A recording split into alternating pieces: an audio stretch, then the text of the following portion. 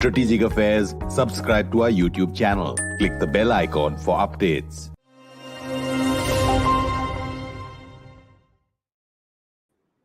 This is StratNews Global. I'm Amitabh. Revi, and our expert analyst today is Ambassador Asoke Mukerji.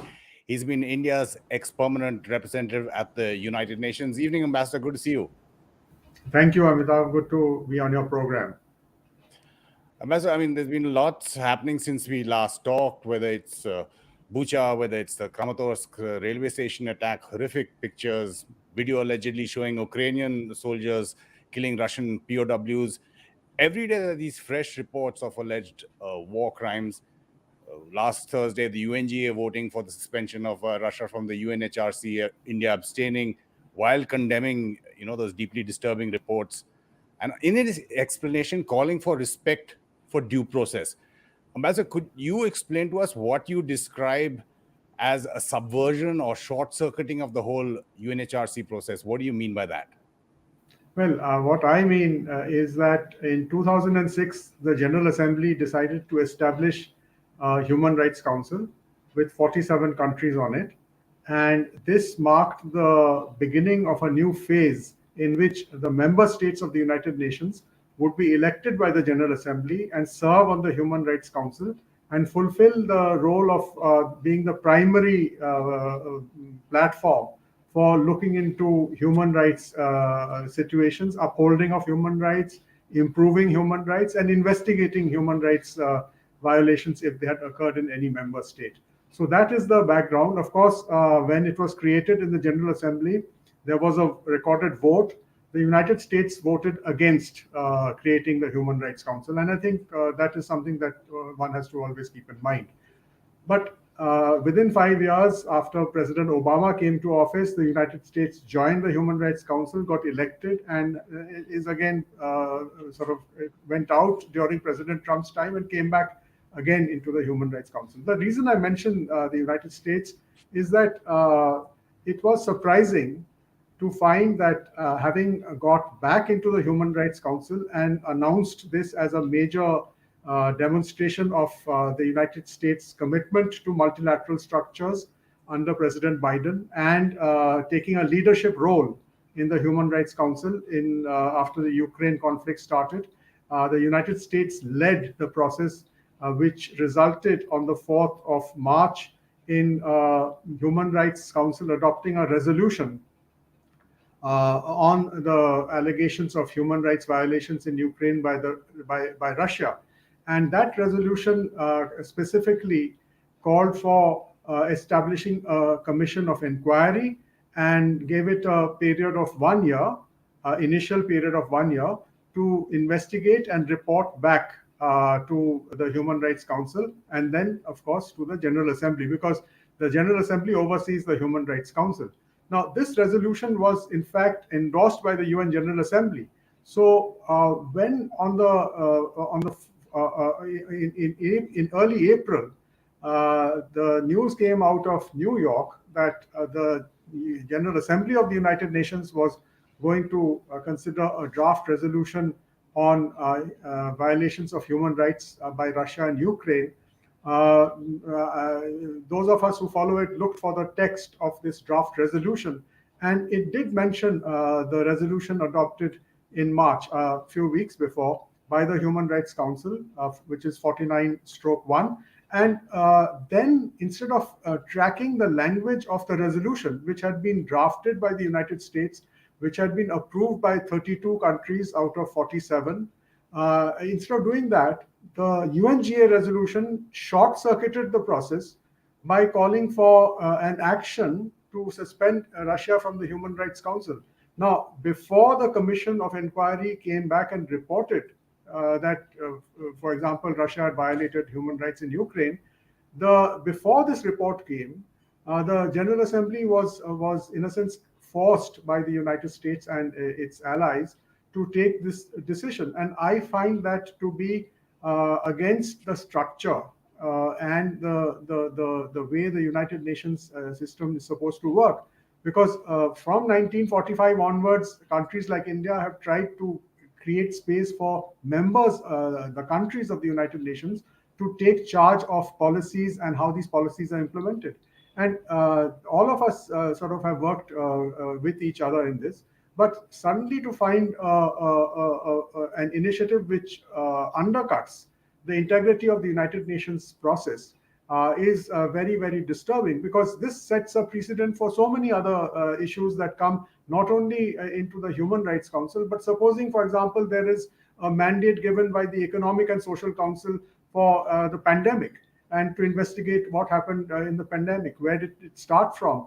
And instead of waiting for that period of time for an independent inquiry into where the pandemic originated from, if the General Assembly were to in the next month itself take a decision that we must target a so and so country which housed the facility from where the pandemic came out, then again, in a sense, you short circuit the due process of intergovernmental work. And I think that is the point that is of concern to me.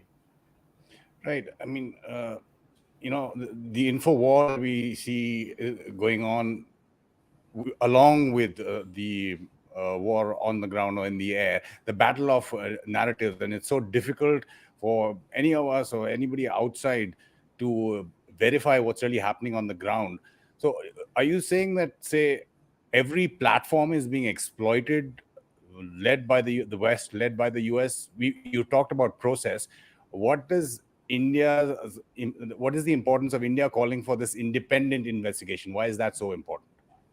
Well, it's important because the General Assembly operates on the democratic principle of one country, one vote. And this is something that India and many other countries who became independent from colonial rule actually set a huge amount of importance by, because that is the only way in which each country can apply its views and its mind to the evidence that is put before that country, and then take a decision by consensus or by voting, because both the options are provided for in the UN Charter. So in the case of this case, in what happened in the General Assembly on suspending Russia from the Human Rights Council, I think that a group of countries jumped the gun and did not bother to explain to the members of the General Assembly why they jumped the gun. Because now, for example, if you listen to the speeches, explanations given before the vote by countries like South Africa, Brazil, Senegal, all of whom are members of the Human Rights Council, all of whom actually voted with the 32 countries that adopted that resolution establishing the Commission of Inquiry. Now, these countries, whom I mentioned, they expressed a strong reservation, and that's why they abstained. So although they voted in favor of investigating Russia for human rights violations in the Ukraine in the Human Rights Council, in the General Assembly, these countries all abstained. And that is an indicator that something is not right in the system. And of course, there are countries who abstained in the Human Rights Council and who voted against the General Assembly resolution. China is, of course, the most prominent of them. But there were 24 countries who came out, against the resolution. So I think that this has set a divisive trend into the way the General Assembly is supposed to work. Because while the Ukraine crisis is a terrible crisis, and it has had a lot of impact on innocent civilians in Ukraine and around Ukraine. But I think that this is one item on the agenda. Those of us who live in Asia will now think of Afghanistan. And today, there is no discussion on Afghanistan taking place in any of the major bodies of the United Nations, despite the reports coming from the Secretary General of the United Nations that Afghanistan is facing one of the biggest humanitarian crises that could be faced by any country. He has written in his report that families are being forced to sell their babies to get food to eat. So this kind of crisis is also important, but I think that the rest of the world has got diverted away and been made to focus on only one crisis that is taking place in Europe. Just about that crisis in Europe, Jaideep Gadawi, I think, joins us from Wisconsin. So it's early morning there. Morning, Jaideep. He has a very valid question. How fairly do you see Russia cooperating on an independent probe as asked for by India on the Bucha incident or several other incidents? Well, I think from what I have understood from the statements made in the United Nations, there are three kinds of probes that are on the table. One is the probe which is mandated by the UN Human Rights Council, and that Russia itself, when the vote was adopted by 32 votes against 2, India abstained along with 13 other countries. Russia said it would not cooperate with that council of the commission established by the Human Rights Council. The second proposal was made before the UN Security Council, and that was made by the Secretary General of the United Nations, who asked for an independent inquiry. Now, I assume that this was an inquiry which would be initiated under the powers of the UN Secretary General, which means that he would appoint the members of that inquiry. And India had supported that initiative. And then, of course, the third option is the General Assembly itself could have and should have endorsed an independent inquiry by itself, which would have reflected the Human Rights Council track. And into this picture, the British ambassador in the United Nations Security Council introduced another inquiry, which she said would be done by the International Criminal Court. So there are a lot of inquiries, but the short point today is that the end result of these inquiries is already taken place, and one member state, which is Russia, has been suspended from the Human Rights Council. So that is probably one of the penalties of an inquiry which found Russia guilty. Now, before going through the inquiry, this has happened. So I think that this is something that needs to concern people who are interested in applying the rule of law in international relations, that you cannot jump the gun on the basis of images. Frankly, because the rest of the world is not in possession of any evidence, any legal verifiable facts and evidence. We are all being conditioned by the images that are coming out and of horrific things, as you mentioned, that have been happening on the ground. You mentioned Afghanistan as one of those crises which has been completely forgotten. Now, in this crisis, repeatedly, whether it's External Affairs Minister in Parliament or it's Ambassador Tirumurti in Security Council or the General Assembly, saying that India is on no one's side. India is on the side of peace. When you look at the window in the United Nations Security Council as a non-permanent member that India is, that closes at the end of the year. So how can or should India be a player for peace in crisis around the world, whether it's Afghanistan, which is in the neighborhood, or Ukraine, which also has a great impact? Well, I think that this goes back to what we were discussing earlier in this program, which is the role of member states of the United Nations. We are all quite aware and proud that we are all independent sovereign states. And it is, I think, in the Security Council framework for India to actually now walk the talk of what the External Affairs Minister said in Parliament, that we are on the side of peace, and peace will be brought about through dialogue and diplomacy. Because that's the only way this peace can be brought about without further violence and bloodshed. So it is for a group of countries in the United Nations Security Council to get together and form a troika. I think we had an example when Lebanon and Syria were having a conflict in 1958. India was part of a three-member troika, a group of three countries, which shuttled between between Lebanon and Syria in 1958, and arranged the kind of framework for a peaceful solution to their dispute. So this is the kind of initiative that I hope and expect India would be taking as a elected member of the Security Council, and hand in hand with other members of the Security Council who also have adopted a position of trying to prioritize diplomacy dialogue for peace. The United Arab Emirates is one country which has consistently said so. And I think that India and the United Arab Emirates have a strategic partnership, a very visible relationship today.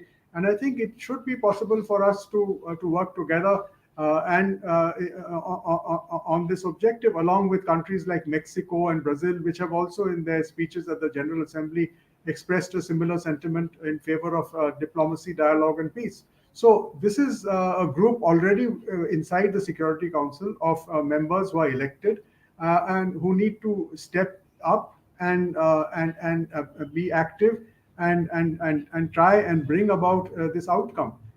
With Afghanistan, I think it should be basically India and United Arab Emirates which should take the lead, rather than a country like Norway, which took the lead by inviting the Taliban to Oslo in January. I mean, this is quite something that for in countries in Asia, this is quite strange, because why should the Security Council, which has two elected members from Asia today, India and the UAE, not be involved in any outreach to bring about an inclusive government in Kabul? Again, the same question. So we should not leave it all the time to outsiders to try and bring about such outcomes. But in the case of Ukraine, it will have to be countries which have adopted a position in the Security Council which gives them the space to play a role of mediation and honest broker of encouraging diplomacy and dialogue for peace. And it's ironic when you mention Afghanistan. Of course, it was Afghanistan which gave up its bid to be a non-permanent member for India, pre-Taliban, of course. But that is quite ironic. But Amrita, I just want you to, I want to, get into your brain, or for you to give us a little bit more perspective because of your experiences in the Balkans, in terms of what's really happening now. Put more perspective on it. For example, the ICTY, the International Criminal Tribunal for former Yugoslavia, when it tried and convicted both Radovan Karadzic and Ratko Mladic for life, and incidents that took place, like the Merkala market bombing, I think, which were very similar to what's happening now, with one side saying it's a false flag. Well, it's in the think tanks, I think this is called perception information management. But in the common world, it's called false flag operations, or setting up an incident to provoke a reaction, which then sets in course a chain of events. Now, what you referred to in Sarajevo, there was during the Balkan Wars and in Bosnia. There was an incident in 1996 which involved a mortar attack on a street, which killed 68 people and injured a large number of others. And immediately this attack was taken up and explained as a mortar attack by the Bosnian Serbs on these innocent civilians in Sarajevo, and that triggered off the bombing by NATO of the Bosnian Serbs. But in terms of the record, it's interesting to note that when this happened, within 2 hours, the chief UN forensic inspector, a colonel from the Russian army at that time, Colonel Andrei Demurenko, he took the trouble to investigate how this mortar shell had exploded on that street. And in 2 days, he was able to demonstrate that this mortar shell could not have been fired from the Bosnian Serb positions, but probably had been placed on the street and timed to explode. And he gave the example of a crater which is formed by that way of exploding the mortar shell, and killed those 68 people and injured many more. So when he wrote this report, his superiors asked him not to publish it, but he was bent on publishing it. And he spoke about it to his American colleagues. He had been the first Russian army officer to have been trained in Fort Leavenworth, Texas, after the Cold War. So there was in those days a very close relationship between the United States and the new Russia. And there's an article in Military Journal authored by an American coursmate of Colonel Demurenko, which actually gives the details of how Colonel Demurenko examined the site and came to the conclusion that he did. And many years later, that same evidence was actually introduced in the International Criminal Tribunal for the former Yugoslavia, the ICTY in The Hague, when they were trying Radovan Karadzic. And Colonel Demurenko's testimony runs into 100 pages. So, these are things that you cannot sweep under the carpet.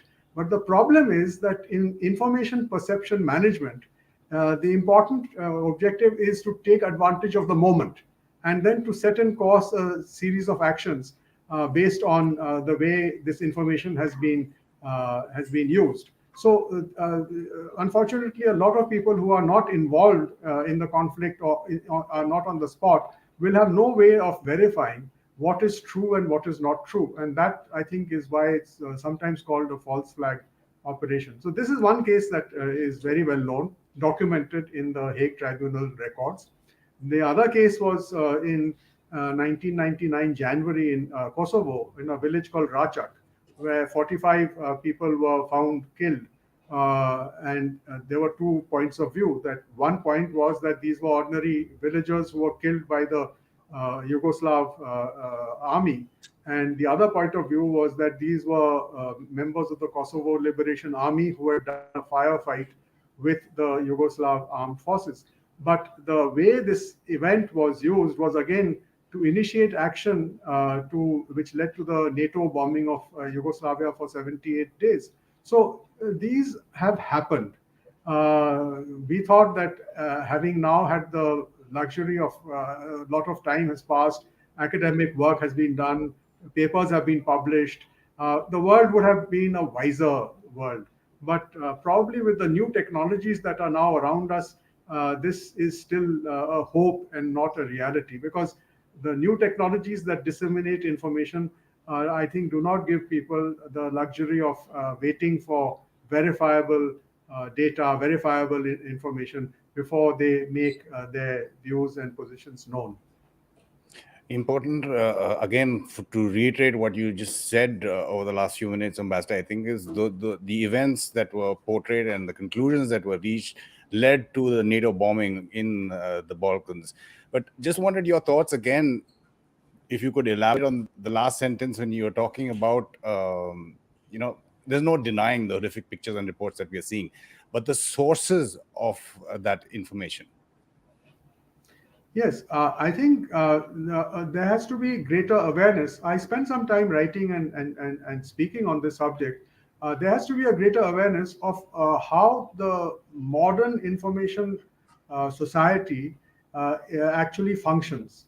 Having negotiated the introduction of this technology into India, for example, now we have smartphones in our hands, and we have information and communication technologies which have made each smartphone into a more powerful platform than the most powerful computer 20 years ago. So how does this work? And I think that it's important to understand that this technology and the use of this technology has been driven by a handful of multinational companies headquartered in the United States of America, which means that they operate under licenses given by the government of the United States of America. Now, they operate in jurisdictions across the world, and in countries which have opened their markets, they have become household names. I mean, in India, we always say Google this and Google that, but Google is an American company. It's headquartered in the United States. So it follows the licenses given by the government of the United States.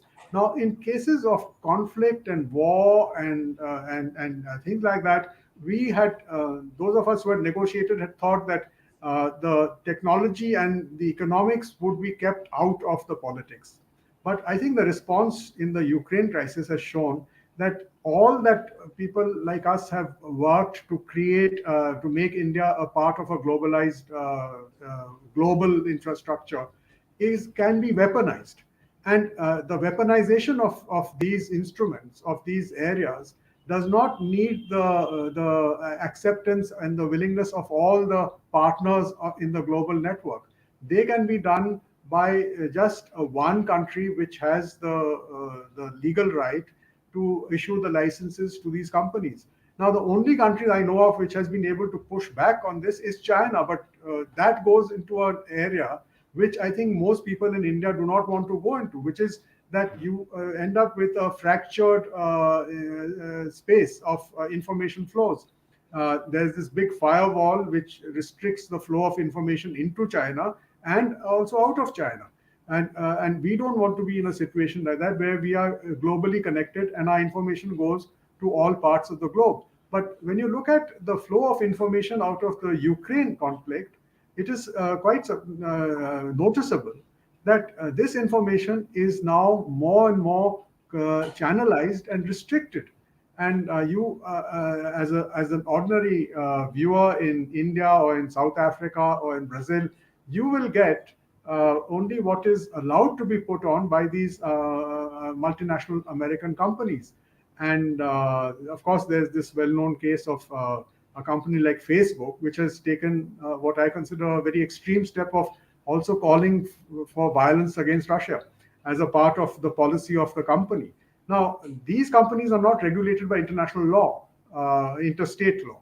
So, who eventually, at the end, will be responsible for any deaths, any destruction that takes place because of the way these companies have allowed themselves to be used? This is a question which is there for the international lawyers to look at. But I think that the sooner we have an international convention on regulating global cyberspace, the better it will be for countries like India, because we are not the prime owners of this infrastructure. We don't own the major companies. We don't own the infrastructure, the submarine cables that transport the data. Even when China builds its own land fiber optic cables through the BRI, we will not be part of the Chinese enterprises. So we will be outside both the American and the Chinese sort of infrastructure dominance, global dominance.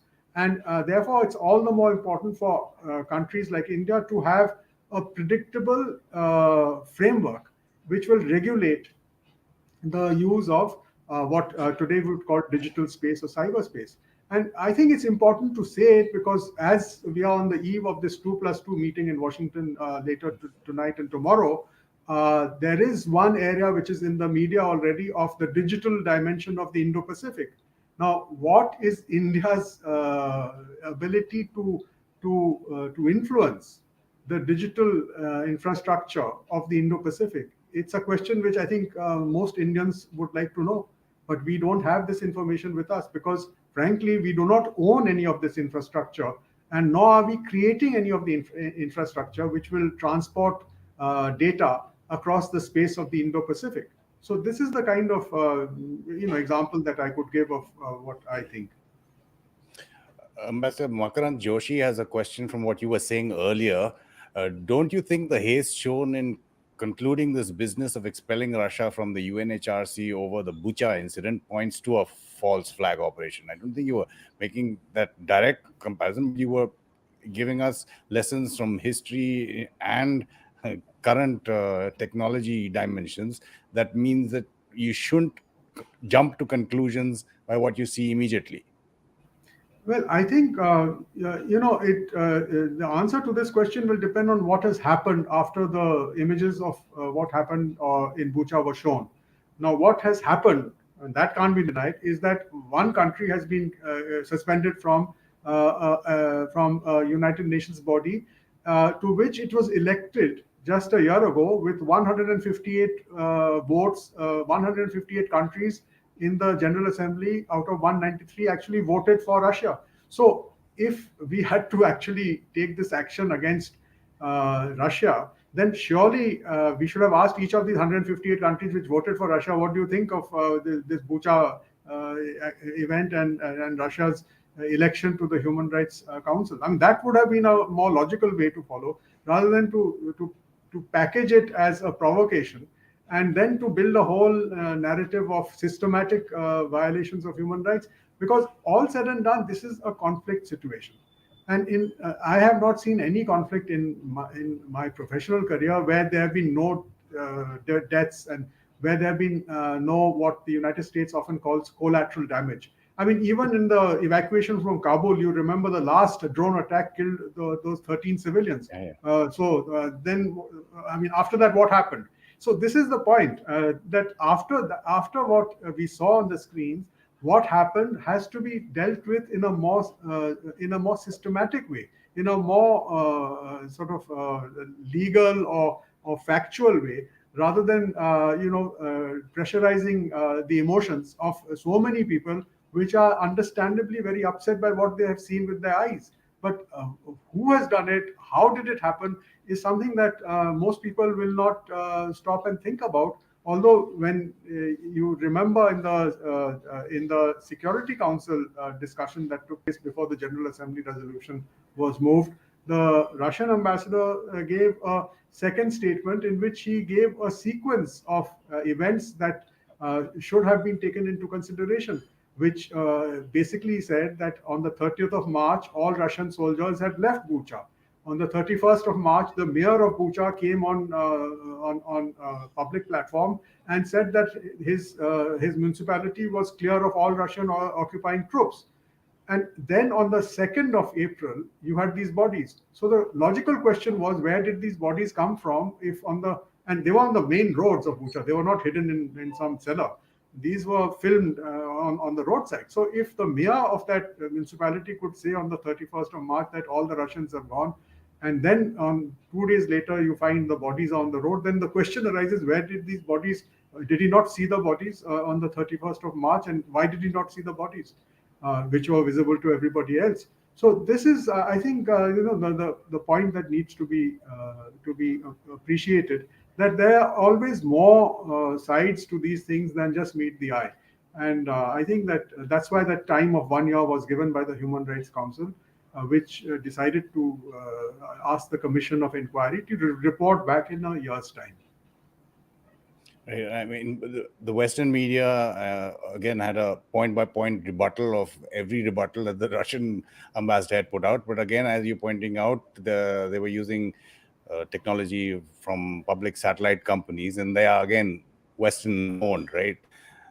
So Matara is saying, very well put by Ambassador Mukerji, about the power of Silicon Valley tech companies. And she had, at the beginning of the show, also said, one of my favorite analysts, glad I'm able to log in at the right time. So glad that we could all have your experience and expertise, Ambassador Mukerji, on the show. Thank you again for your time. Thank you, Amitabh. It's my hope that, as a country, we will actually be able to take more specific steps to be part of this technology issue as it comes up in the next decade or so, and to take a seat at the table where these issues are discussed and decided, because we cannot keep reacting to things that are decided by other people. This is no longer, we are celebrating 75 years of our independence this year. So we need to be at the table where decisions are taken, and to be equal parties in those decisions. Ambassador Mukerji, thanks again, and thanks to all our viewers for some of the questions which I couldn't really take comments as well. Just a reminder that if you'd like to help us or support us financially, there's a link that I'm putting up on the screen. It's also there in the YouTube descriptor. You've been watching StratNews Global. I'm Amitabh Revi.